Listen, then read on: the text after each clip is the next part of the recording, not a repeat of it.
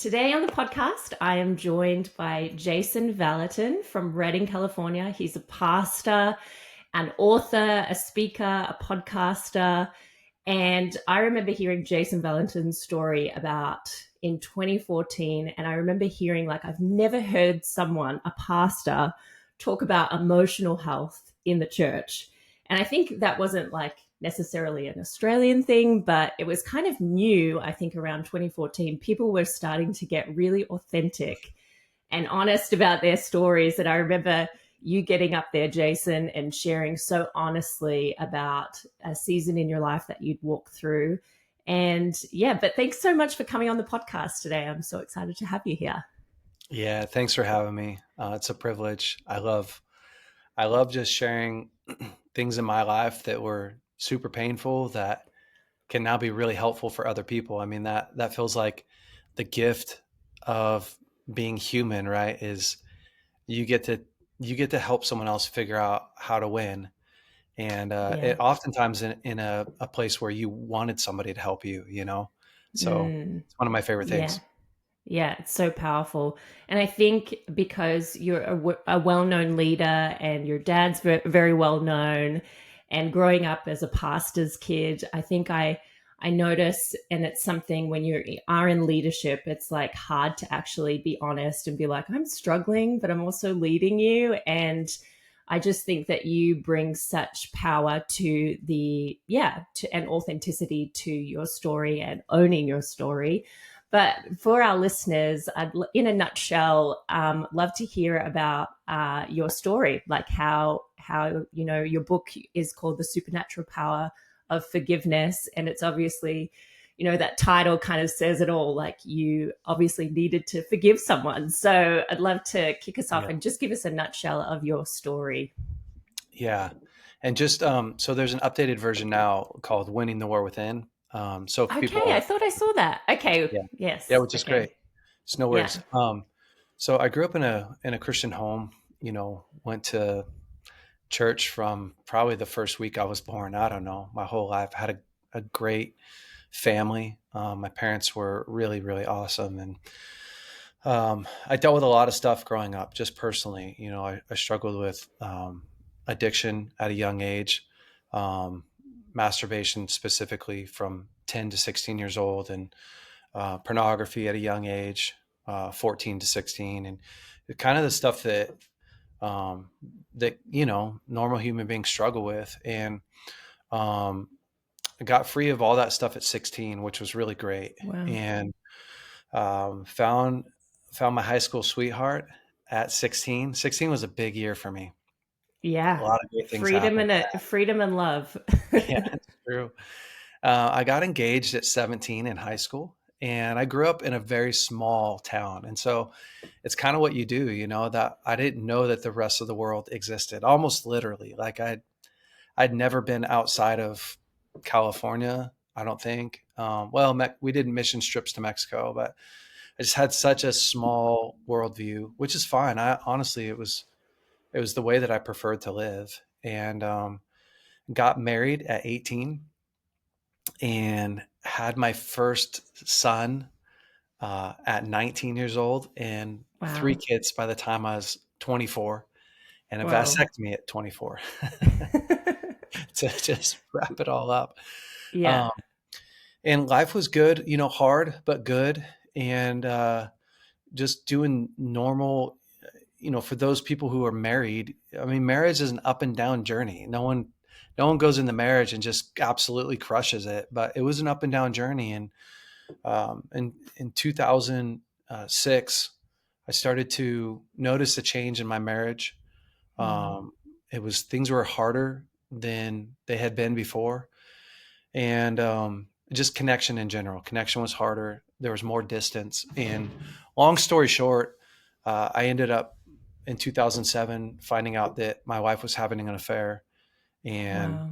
she ended up leaving, and I became a single dad of our three kids. And the challenge when there's lots of challenges. For starters, Mm-hmm.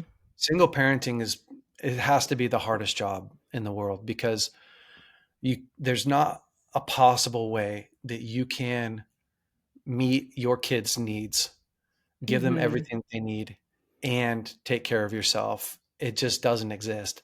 Yeah. Raising kids with two parents in a home is incredibly hard, but doing it on Mm-hmm. your own. So for those single parents out there, you should really celebrate how hard you're working and what you're doing. And it was just the grace of God that Yeah. honestly got me through that season and Wow. community. So I was a single dad for 5 years, and got remarried in 2011. So I went from 2007 to 2011. Single, raising kids and doing that. Yeah. But that really started a journey in my life. When I went through my divorce, because I was a pastor on staff at Bethel Church at the time. I helped to oversee Bethel School Supernatural Ministry on in first year. I'd been there for Mm-hmm. um, 4 years, around 4 years. And, going through a divorce doesn't really help your credibility. Yeah. uh, But I'm people don't sure the understand. single girls would have been like, he's single. And you're like, yeah, because I know what girls are like in the church. So how is that? Well, honestly, it was one of the most incredible times of my life. Yeah. Yeah. That side of it Weird. was Like great. you're trying to be a dad, but then also these girls are hanging around. That would have been a lot. Yeah, it was crazy. And Christian women are the craziest too. So They are. And I'm a they are. Christian Yeah. woman, so I know. Yeah. Yeah. Yeah. So no, it was like being on The Bachelor, but Yes. in a church. And now mostly it was just fun. It was a good season of my life. I really enjoyed that side of, being in relationships, starting over again. Um, Mm, but nothing really happened until I healed myself. That's the yeah. truth, is there's no point in getting into a relationship unless you're coming in healed. There's no point in taking all my baggage and giving it to somebody else. So that was that was the journey. So from 2007 to 2009, I I walked through pain, Mm, walked through forgiveness, raised kids, rebuilt, healed, did all that kind of stuff. yeah. And just to kind of paint a picture for our audience, I mean, you're so on the other side. I'll let our audience know you remarried Lauren, who's so beautiful, and then you have two extra kids with them past the vasectomy, which is like Yeah. such a great story. I think everyone should check out your podcast with Lauren called Mates, Dates, and Babies to hear all of that story.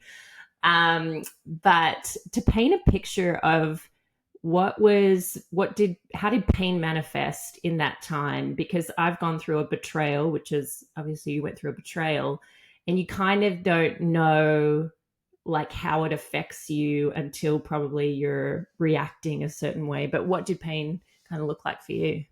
It's a great question.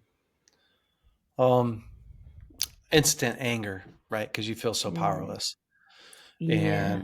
I mean the desire to get revenge, is just massive, Mm, um, and lots of judgment. Yeah, I'd say I had a lot of yeah. judgment, a lot of aggression.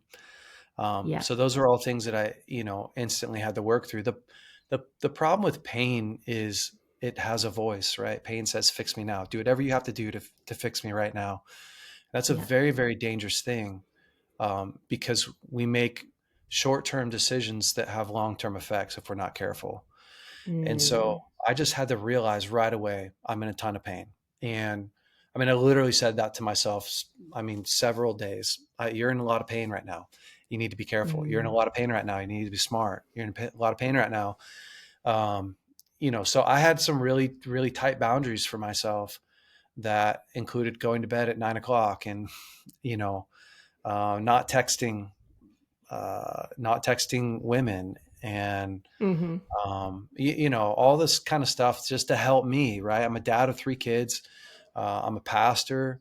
I'm a counselor. Like I have to do things in such a way that I'm proud of myself, and that became the standard. Like, not just is God proud of me, but am I proud of me? Am I proud of Mm, the decisions I'm making? And am I going to be an example for my kids who are someday going to go through their own type of pain? hopefully not the same kind, but I want to be able to look back at my life and go, hey, this is the standard. This is what we do. This is what I did in my divorce. And so that was at the forefront of my mind. But yeah, lots of pain, lots of, Mm. the other thing that happens with pain is you don't often know what is your desires and what is just the pain. So a really funny story Interesting. is, my I had a vehicle that was starting to get wore out, and it was right after my divorce. I was talking to my friends and my dad about, I want to get a different vehicle. I need to get a new vehicle, and it's so embarrassing, but I was like, I'm going to get a Mini Cooper, and my And dad you're said, really tall, so Mini Cooper, tall I and I love it. have 3 kids, right? Like, Yeah. it's just so unpractical. And like when I look at it now, if somebody likes Mini Coopers, bless you. I don't even like a Mini Cooper, but Yeah. I think it just looks so exciting and looks so fun. And Mm. my dad, my family was so great. My dad was like, yeah, I'm thinking more like an SUV, buddy. Like, Mini Cooper might be fun for a day, but you couldn't put one of their kids' friends in it. That you literally couldn't drive any other kids besides yours. And it's those things, right? But so what feels exciting in the moment when we're in a bunch Mm. of pain isn't often what we really want. It's what I want right now in the moment. And so Mm.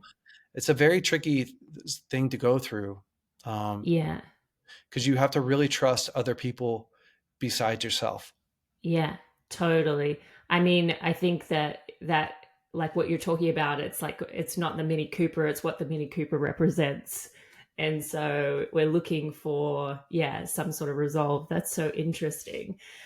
So you mentioned the word, I think powerlessness has probably been the biggest thing that I have personally had to overcome in my life. What felt powerless for you, being a single dad and walking through divorce? Everything. Yeah. Yeah. Yeah. Now I'm responsible to raise kids, one on my Mm. own, which is an incredible feat. And Yeah. two, kids that are induced with pain. So pain I Yes. can't stop. It's Mm. everyday pain.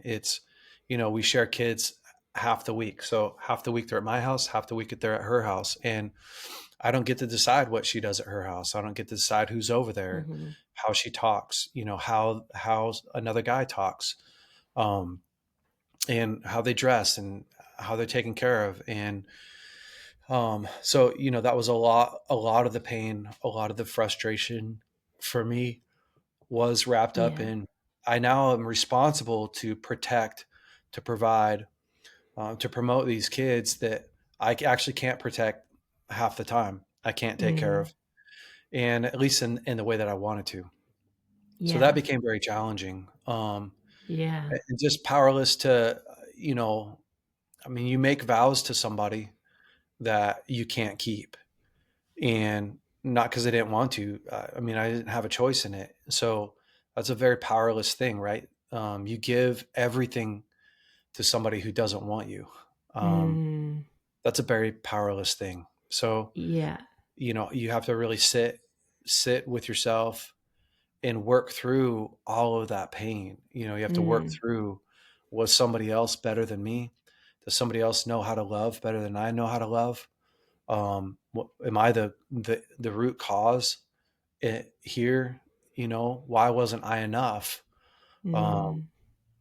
so those are all things that you have to take head on, or you run from them. And Hmm. but you just can't ever escape that. The only other option is to numb so much that you know you don't feel. Yeah. Yeah. Which is what a lot of people do because they don't, know how to necessarily process these big emotions. So, um, so walking through that, like, I can imagine, I'm just curious to know because a lot of powerlessness, we reach for any sort of control. Like, how did you, I mean, especially when I can imagine with kids involved, like, how did you work through control? I know for me, I would be wanting to manage everything to make everything okay. So, yeah, how did you work through control? Yeah. So I think that sometimes we look at how we compensate as like a bad thing, but there's Mm. survival mechanisms that are really helpful. You know, it's like it's proven that if you're really stressed out and you start to clean, that it lowers your anxiety and your cortisol Mm. levels. And like God designed that, you know, we start organizing our life, and all of a sudden we feel like it's manageable. And so for me, control, uh, it looked a lot like, um, I mean, honestly, the only way that I really got rid of it was by learning how to work through pain. Mm. That's the only thing that really worked for me. And everything else that I did was so that I could get enough energy to work through pain. So I did a lot of jet skiing that year. I did a lot of bicycling that year, you know, cycling, road cycling. I Mhm. did a lot of hanging out with friends, and because I did a lot of processing pain. And Yeah. that's one thing that I figured out right away. I mean, the first week that she was gone, I remember sitting on my bed feeling, this is where I felt the most out of control. I had Mm. all this pain. Every happy memory in my life is now a painful memory. Every one Mm. of them. I've been married 10 years, and we were together 2 years before that. So 12 of, you know, the 25 years of my life, or 26 years of my life, 12 of them are so painful, 27 years of my life. Mm. And every thought, every good memory, our wedding day to, you know, having babies together, our honeymoon, none of it's happy anymore. And that just feels like a prison, because now you're trapped inside of yourself where all this pain is. And Mm. so I just remember the first day after she left, knowing that I'm going to have to figure out a plan for this, because I you can't just you can't ignore it, but that's not going to make it go away. I can't outrun it. Mm. I can't give it away. You know, I can't get revenge. That doesn't work. So I got to Yeah. somehow figure out how to deal with all this. So that, Mhm. I mean, that's what I did. Wow. So you, I mean, because I don't think many people were really talking about how to process pain back then. So there was obviously something in you that knew that, like, I have to actually feel this. And was there any sort of guidance outside of you in kind of learning to actually feel the pain and process the pain? You know, it's funny because there may have been. I honestly Mm. don't remember one conversation of anybody going, "This is how you process pain." That's really, Yeah. really interesting. Um, Mm. no, I feel like the process that I was given was divine. It was Mm. just, you know, the Holy Spirit walking me through it, or God walking me through it. You know, helping me through each step. And I had spent a lot of time as a counselor helping people in my Yeah. past, but I think part of it was I had the language to talk through pain, but I didn't have a great process yet created and crafted, because I had never really been through a bunch in my life. So Mm.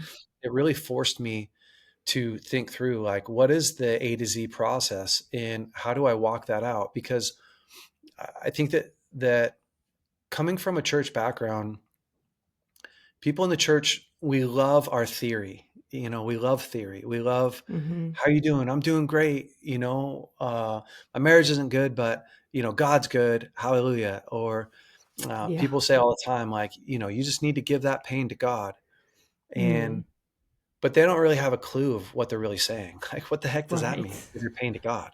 Because Yeah. if you give something away, right? I mean, if you gave me $100 and then you walked away and you still had that $100, like, you really didn't give that to me. But we do that stuff with God all the time. Or I just, Mm. you know, I nail it to the cross. And but Yeah. if you can't really tell me what it means to nail something to the cross or to give it to Mhm. God, and you're still left with it, then you really just have hope. Maybe you have hope that somehow it will happen, but you don't have a real process. And so I think Yeah. my brain works really practically like that because of what I've done for a living. And so that's where I just started down the process of going, how do I work through this pain?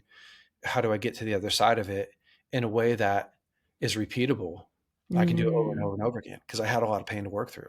Yeah, yeah.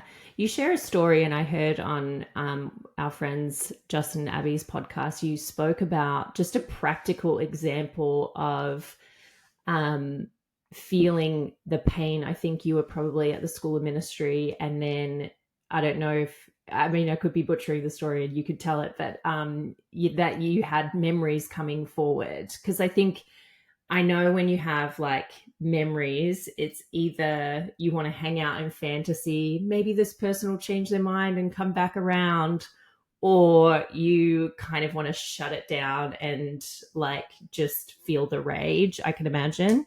So you share a story about how you processed a memory. And like you Yeah. mentioned, would you be able to share that story? Yeah, I will. Um, you know, the the part of that story comes from my process of working through pain. So what I realized Mm-hmm. quickly is that pain is a gift that leads to comfort. It leads to Mm, healing.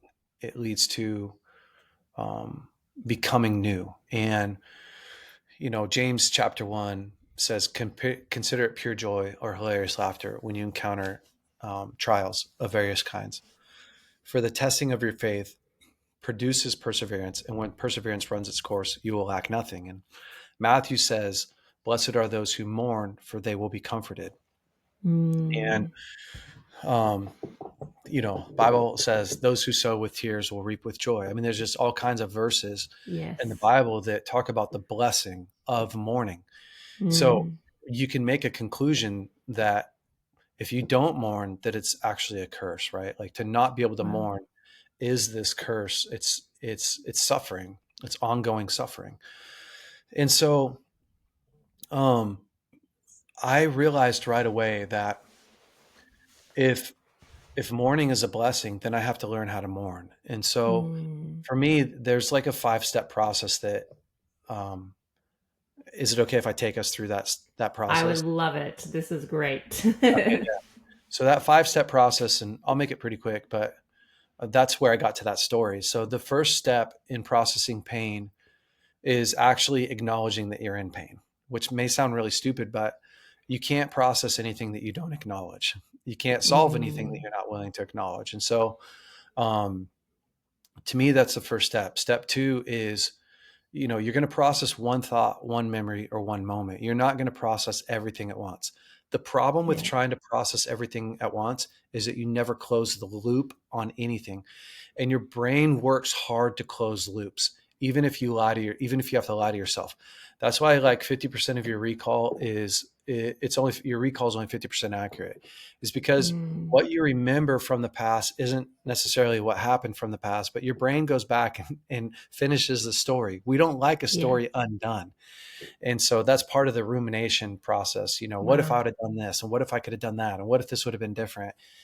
We have a hard time just leaving facts as facts. And so um, I love to sit with one thing, one moment, one memory.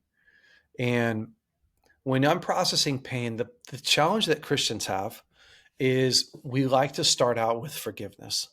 We like to start out with by saying, I forgive you for everything that you've done. And I'll just say forgiveness has levels to it. The first one would be a choice, right? Like if you decided to hit me, I can choose to forgive you, and that's great. That would be the first level. But there's a level that is much deeper than I choose to forgive you. The level that's deeper than that is I want to forgive you, right? So I Mm, actually have compassion inside of me. Well, in order to get to that part, when you've been wronged a ton, molested, taken advantage of, whatever, lied to, there's so much injustice that happens. There's a lot of pain and anger. And if you don't process that, if you don't have a time to actually get out and explore what is this pain, what is put a voice to it, then you just shove it down. So when we're able to look at one thing, one memory, one moment, um, one thought, you give it and sit with it. You give yourself the opportunity to say whatever you need to say. So that's the part in step two that Christians have a really hard time with, because in order to be honest, I give this example quite a bit. Like one of the first, one of my first clients that I ever helped unlock his emotions. He didn't know how to cry anymore, which people get to that place Mm. where they're so locked up they don't know how to access their emotions. I had him bring me back to one of his earliest childhood memories, and it was his dad who had tied his brother to a tree and beat him with rubber hoses. So that's his early Mm. memory. And so I'm having him close his eyes and he's talking to his dad. And I'm telling him, I want you to tell your dad how that made you feel. Mm. And he's going, just it makes me feel real sad. Uh, it's really frustrating to not help my brother. You could tell there's a chasm between what really happened and Yeah. what he's saying. Does that make sense? Like, Mm. could you imagine Yes. your husband taking your kid and tying him up to a tree and beating him with rubber hoses? Like, you wouldn't be like, I feel really sad right now. Um, Mm-hmm. this feels really confusing. You would be like, F you. Yeah. I hate Rage. you. Yeah, rage. Yes. You're evil. Now, Yeah. that's not where we want to stay. It's not a Right. commentary on your character. It's a commentary on what you feel in the moment, right? And so to be able to say, and in step two, like, I'm processing honestly.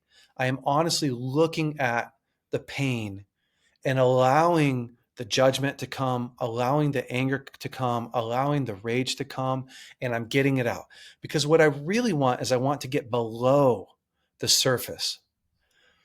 And so one of the first memories I had was of my wedding day, of course, right? It's one of the most beautiful days of any person's life, but it's one of the most painful on in a divorce. And so I remember being these memories just catch you off guard. I wasn't trying to have Mm. the memory; it just came. I was Yeah. in first year school ministry. I was up on stage, just honestly, just laying by where the artists paint, and I was trying to like just recover. Mm. And all of a sudden, I had this memory of my wife. She's walking down the aisle, and of course I'm crying because it's sad. It's there's a lot of pain in it. And then I realized worship's almost over and I'm bawling. At this point I'm a mess. So I jump up off the stage and I go down the stairs and I run up to my office and um I get my computer out, I turn off all the lights and I get my journal out and I put on sad music, music that matches my mood. Mm-hmm. Because I'm going into mourning. I'm not listening to Mm. happy praise music. I'm not happy. And I start processing my pain. And now what happens is you're going to get to this spot in step two where you cry so much and you say so much that there's not much left. Mm. And that's the place where you want to get to, because that's where you start to find a theme. So that's step three. Step three is you take this theme. Now, my theme that day, when I was watching my wife walk down the aisle, I had all this anger, all this judgment. Of course, how could you? Why would you? How dare you? How selfish? I hate Yeah. you. Right? And I'm writing it all in beautiful language. And but at some point, I found myself saying, "What do I do with my vows? And who's going to love me? Mm. Who's going to want me? Mm. Who's going to want somebody that my wife didn't want? Yeah. And what do I do with these vows that I gave? Like, I literally don't know what to do with them. And Mm. what do I do with my innocence? Because I no longer feel innocent. I Mm. feel I feel used or Mm-hmm. broken. I felt broken. I felt Mm. damaged. That I just want people to hear this. That's where the actual pain was coming from in Yes. that memory. Yes. If I didn't get to Mm. those questions, if I didn't actually answer those questions, the pain would still get there. So I could Mm-hmm. say, I hate you, F you, you're horrible, how dare you? And a lot of people stop there and they don't close the loop. The loop is what's actually driving the pain, Mm. not Yeah. just not just what's the pain making you feel. Mm. But most people don't know what's driving the pain, so they get to F you, I hate you, you're horrible, and then you feel a release, but you didn't solve anything. And so they starts back over with, once you get triggered again, right? Have another memory of my wife. I go back to, oh my gosh, my wedding day. How dare you? How could you? I hate you. Because in my mind, I'm still damaged goods. I'm still somebody that I don't know how to keep my vows. I still don't know if I'm lovable. Those are Mm. that's all the pain points right there in that one. Yeah. So that's where you get to step four. Step four is you have to take it to God. This is how you take it to God, right? I've already said, I hate you. I've already got there's no more tears to cry. Now this is what I need answered. So when I bring God something very specific, God, what do I do about my vows? I remember when he answered that question for me. I literally can remember the relief of him going, Jay, this is what I want you to do. I Mm. remember him giving me the relief of, hey, I said, God, like, I don't feel lovable. Who's going to love me? Mm. I remember him answering that question for me. Wow. It was like 1,000 pounds was lifted off me. Now, Wow. my need at this point has been met. My need's been met. Mm. I don't have a need here Mm. anymore. Because even if she would have come back and said, I'm so sorry. I wish I wouldn't have done that. She couldn't give me back the things that were now broken and so on. Yes. So even her apology didn't fix these things. Mm-hmm. Yeah. This is actually stuff that only God can give me back. That's why it's so Yeah. important that you go through this process. So, but when he goes and he fixes those, he answers those, he gives me a promise. Now I have tons of compassion. So from that place, Mm. step 5 is, Holy Spirit, will you show me how you see her? How you show me how you see my ex-wife? I got a bunch of different pictures because I did this hundreds of times. Yeah. So Yeah. the picture, lots of pictures, maybe when she was 3 years old. When I'm looking at that Mm. 3-year-old and I'm seeing her life and how she was Mm-hmm. raised, honestly, I just want to love her. Yeah. I just want to care for her. I understand. Mm. It doesn't make it okay, but I understand. Like, I get it. Yeah. So from that place, all the stuff I wrote down, how dare you, how could you, that's where I go and I start saying, I forgive you. I forgive you for. I forgive you for this. I forgive you for that. I start turning over. Forgiveness is not a blanket. See, Mm. when we get saved, we typically pray the sinner's prayer, which is, which usually consists of something like, um, Lord, would you come into my life? Would you take away my sins? And I choose to forgive those who have wronged me because you forgave me so much. Now, I don't mind Mm. the prayer on this from the standpoint of the genuine heart cry of, I really do want to forgive everyone. And I really do want you to forgive me. Okay. We just have to realize that it's one level because people take that and they use it like a blanket to throw it over their life. And then they go back home Yeah. and on Monday morning, they wake up and they still have the same pain from being not wanted as a kid and Yeah. being left and being abandoned or being molested and they don't Mm-hmm. realize, like, I thought I got saved. I thought I got a new heart and a new mind. Well, forgiveness isn't a blanket. You don't throw it over your Mm. whole life. Yeah. It's a tool that, again, level one, great. You want to forgive everyone in your life? Perfect. That's a great starting point. But at some point you have to process the pain of what you went through because otherwise you'll go back to what does the 8-year-old say who was molested? Mm-hmm. I mean, if you never gave that young girl or young boy a voice, or the 10-year-old or the 16-year-old girl that was talked into sleeping with her boyfriend and felt tons of peer pressure and then wasn't wanted after that, like, she has something to say. Mm-hmm. Why Yeah. wasn't I good enough? Why didn't you protect me? Why didn't you care for me? Yeah. And that really Yeah. affected the way that she saw herself in the world and then how her dad handled that and how her mom handled it. I mean, there's just so much pain, right? And so if you don't, then that's where your trauma is all locked up, is Mm. you, you're reliving the past because your past is actually unfinished. It's unprocessed. So you just live it over Yes. and over and over again, which is part of where the anxiety comes. So Mm. we can't use forgiveness. in a way that it wasn't designed.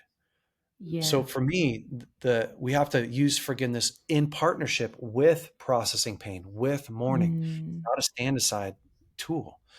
And Yeah. so, for me, that's the best, most clean way to process pain. Once I did a couple, once I sat through a couple different like times of processing pain, I actually started to love it. Mm. It's a crazy thing because Mhm. I really looked forward to it. I looked forward to like I I'm kind of I'm a writer, I'm an Mhm. artist. Mhm. Uh, I was a poet for a while. I Mhm. like digging in to the depths of my heart Yeah. and exposing it in a good way. Like I just felt like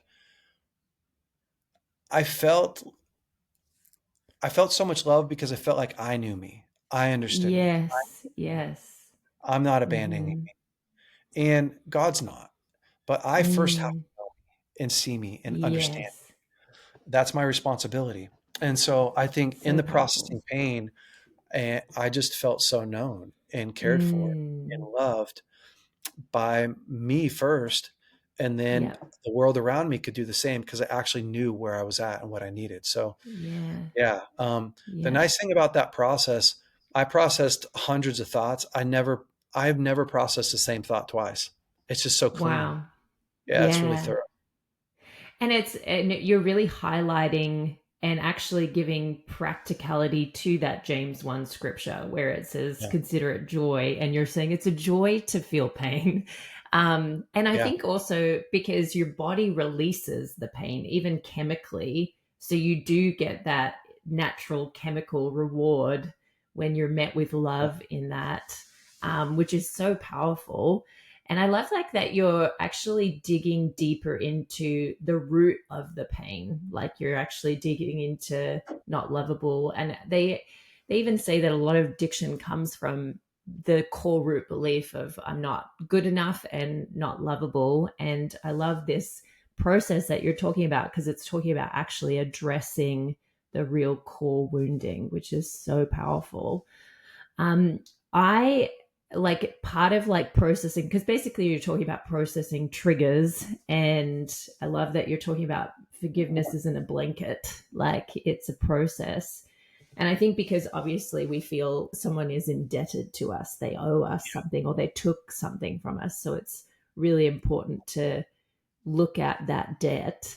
But I just wonder, and this is kind of shifting gears because I know a lot of in processing triggers, and you've become so articulate in saying exactly what you need. And so you feel deeply known by yourself and known by God, Mm. which is Psalm 139. But I've heard you talk about needs, and that is such a key component to like working through triggers is understanding what you need, whether Mm. it's from the other person or what's happening, what you need from yourself or from God.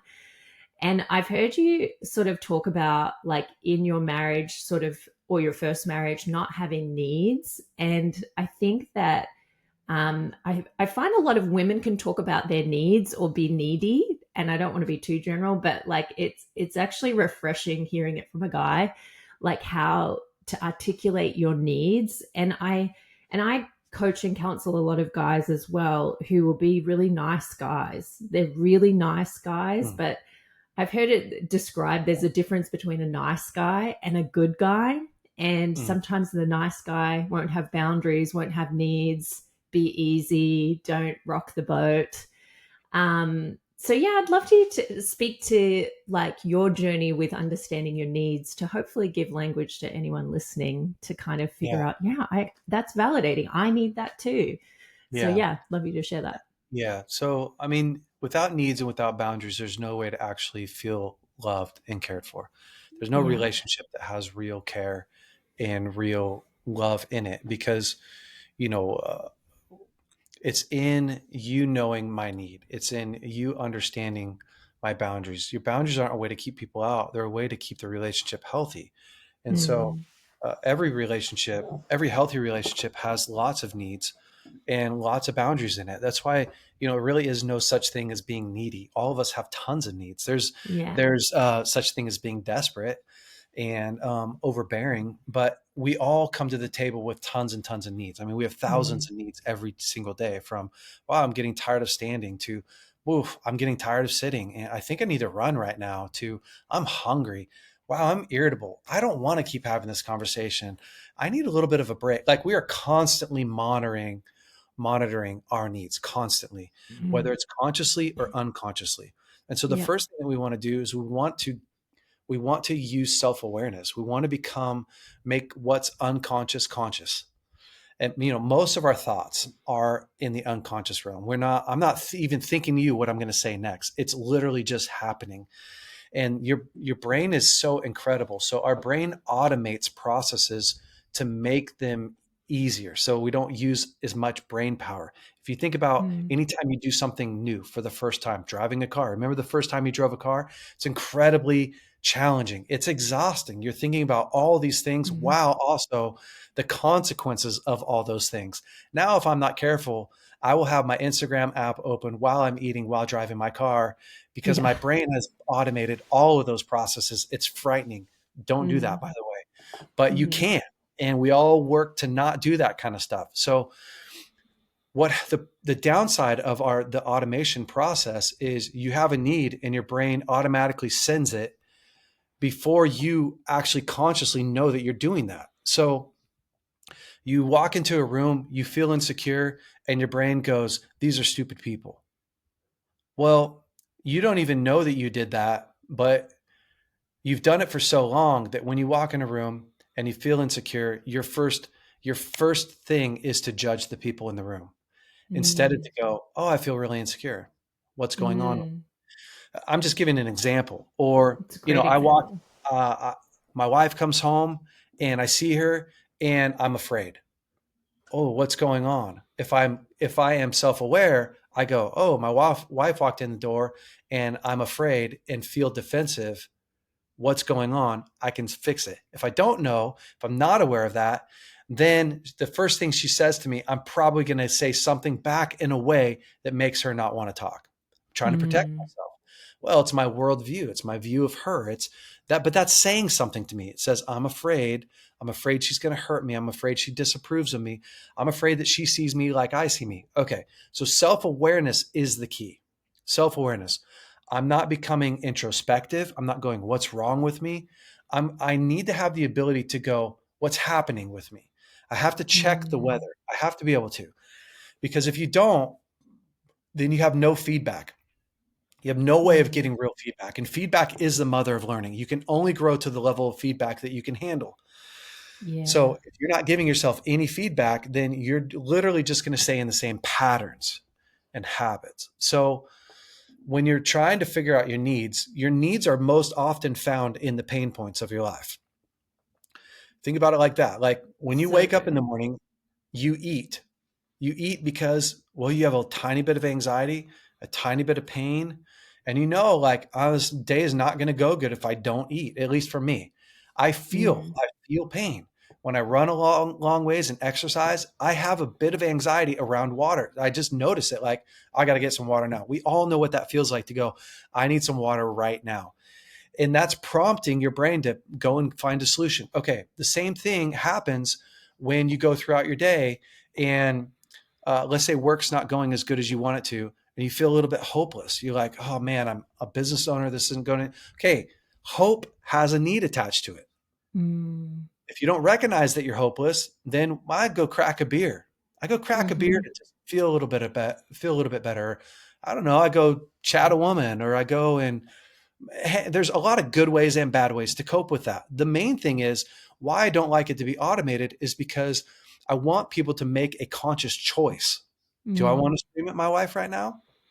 Mhm. Or how do I want this conversation to end? Yeah. Because as soon as you make life decisions conscious, you can begin to articulate the need, especially Mm. if partner, what's the emotion I'm feeling? So Mm. we connect through our emotions. We don't connect through facts. Connection happens through the exchange of emotions. So, Yeah. I there is some connection in a fact. Your mom called today. Oh, great. What did she say? She said that, she wants to come over tonight. Oh, awesome. But when we're talking about feeling known, feeling seen, feeling cared for, feeling shared experiences, it's in the emotion. It's in the exchange of emotion. When my Mm, kids come and run up to me and they say, Dad, it's in that exchange of emotion that I actually feel cared for from them. If I just saw my yes. kids every day and they said, Hi, Dad. Well, because there's a lack of emotion, there's also a lack of connection.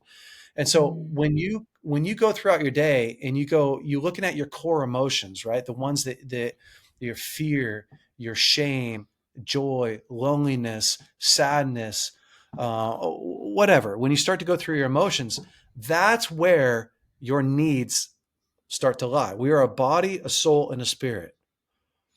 So mm. sorry, I'm trying to give like a ton of content quick for No, people. I Okay. I So love it. It's so think good. through your body, your soul, and your spirit, and think through your inside of your soul will be your mind, will, and emotions, right? So your soul has needs, your body has needs, and your Mm-hmm. spirit has needs. Inside of your soul, think about your emotions. Mm, So your mind, will, and emotions. Well, I feel tired. Well, I feel lonely. Well, I feel angry. Well, I feel hopeless or disappointed. Okay, there's a need for all those. As long as you're conscious, now I can make a decision on how I want to get those met. Do I want to get those met through my wife? That could be awesome. Do I want to get them met through another woman? Probably not as awesome. Do I want to get them met through what I'm eating? That's where the food epidemic comes from, right? mm-hmm. Is, man, I'm trying to get myself to feel better. I'm trying to release endorphins to Yeah. solve this pain that I'm feeling.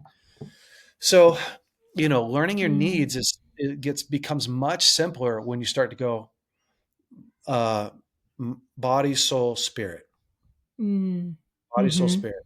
Then I can really sit down and go, is this coming from my soul or coming from my spirit?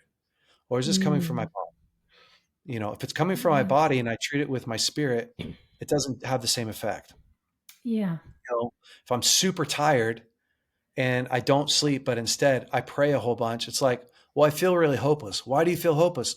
You feel hopeless because you haven't slept in 3 days. Mm, Oh, well, go to yeah. sleep and see if that fixes it. Or, Yes.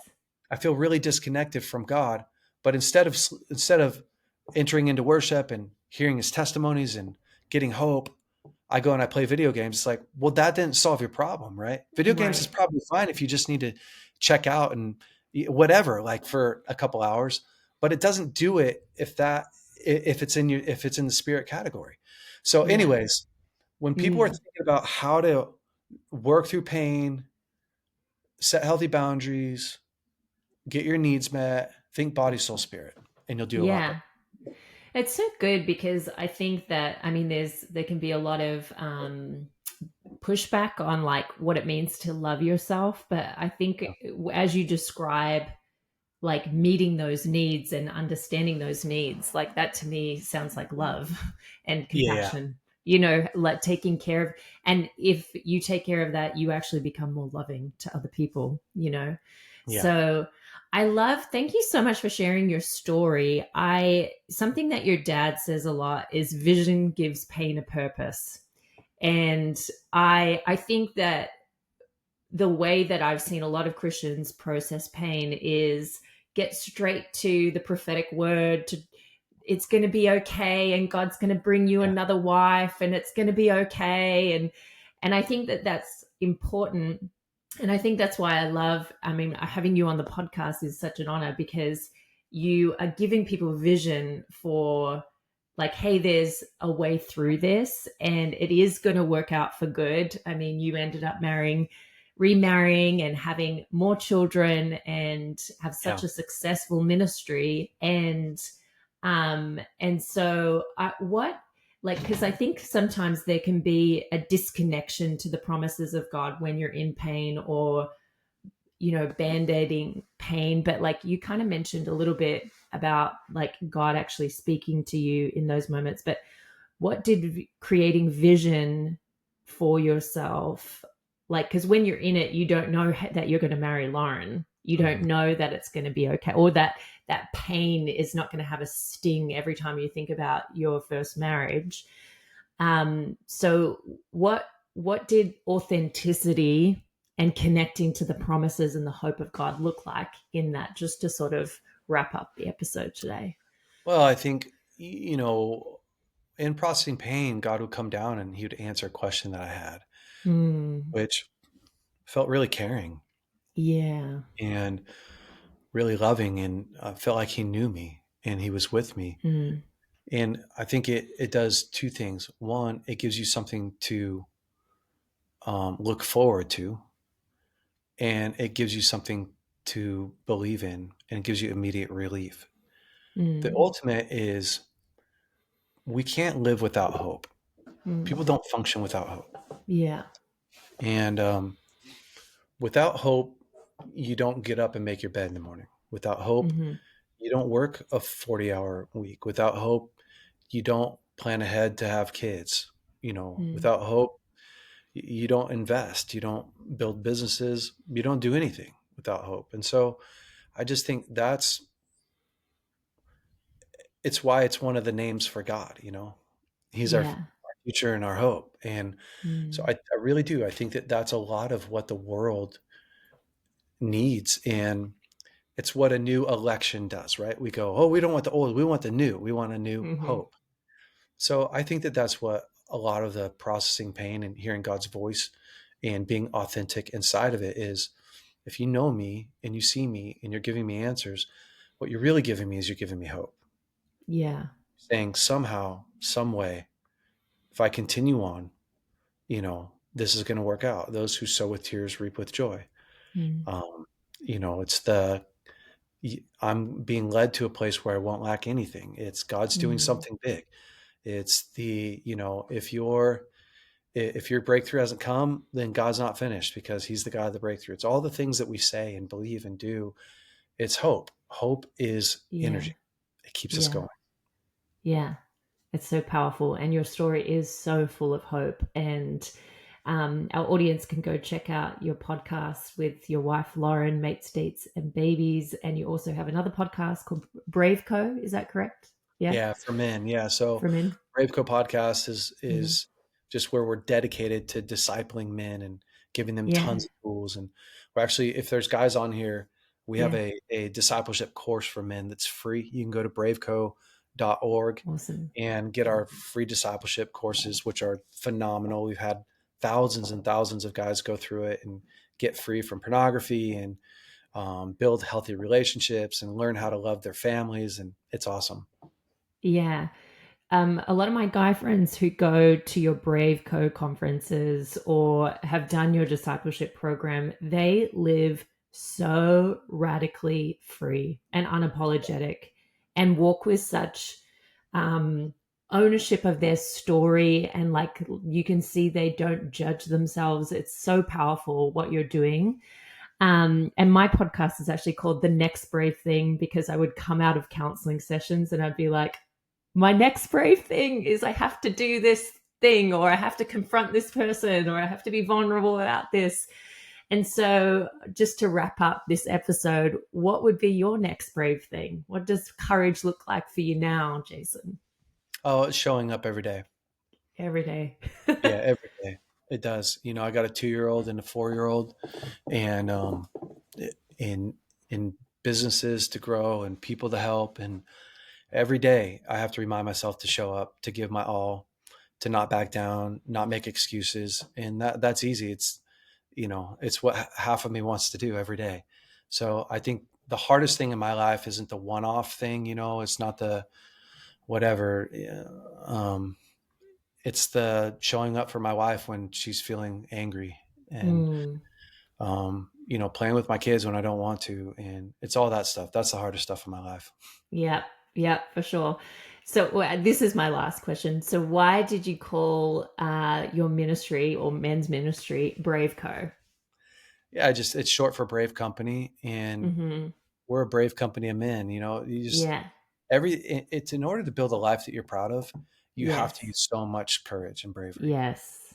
You just have to, because it's so easy to sacrifice what God wants to do in you so that he can do something through you Mm, for, you know, for something safe and comfortable. Yeah. and it's very easy to sacrifice and to give that up. So Yeah, BraveCo. that's awesome. That's awesome.